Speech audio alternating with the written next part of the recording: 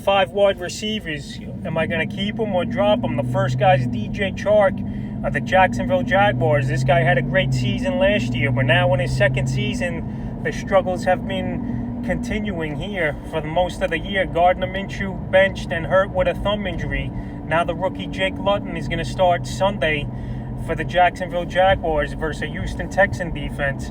But Chark, he wasn't getting targets. He's had a little bit of an ankle injury, but now coming off the bye week, we'll see what Chark could do. But I'm going to tell you, keep him one more week. I know in a few shallow leagues, he's been dropped in 8 to 10 team leagues, but you got to hold on to this guy. He's still a number one on his team. He's going to get some targets. This kid Luton supposedly has a big arm, so maybe him and Chark could hook up on those deep balls like Chark did last year with Minshew, but for whatever reason this year he didn't. Okay, so the next guy, the second receiver, do you keep him or drop him? That's going to be the Dallas Cowboys. A lot of questions I've seen around the internet and on forums. Should I keep or drop Lamb? And people are dropping him in 8 to 10 team leagues.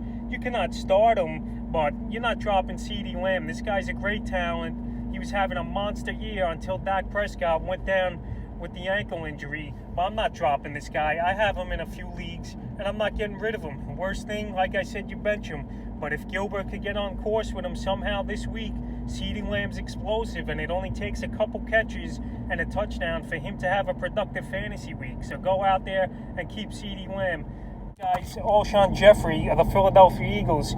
He's rostered in a lot of leagues. People are holding on to Jeffrey, and for whatever reason, they still believing he's going to come back and make an impact. But guess what? I don't believe it. Fulgham emerged. Jalen Reagor, he looked good in his return last week. The Eagles on bye this week.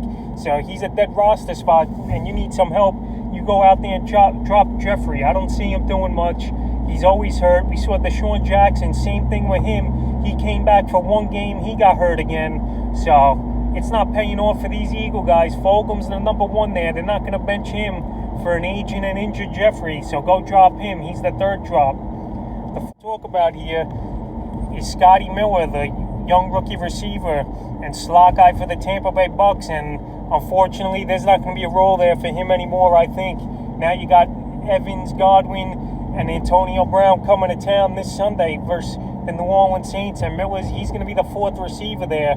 I know he still could get open, and teams aren't going to be prepared on him, but how many snaps is he really going to get? How many 4 receiver sets are they really going to run? So, yeah, Scotty Miller, go drop him, because Antonio Brown, I could see him having a decent role in his first week back in the NFL, playing 50-60% of the snaps. So, yeah, drop Scotty Miller. The fifth and final guy, he was a hot waiver wire pickup last week, is Nelson Agholor of the Oakland Raiders, and go figure, he put up a dud week. Maybe it had to do with the weather or whatever, but I'm dropping Agholor. I haven't trusted him for years. In Philly, they gave him a million chances. This year, he was doing good in Oakland, but he's just not getting the job done each and every week. He's an inconsistent receiver.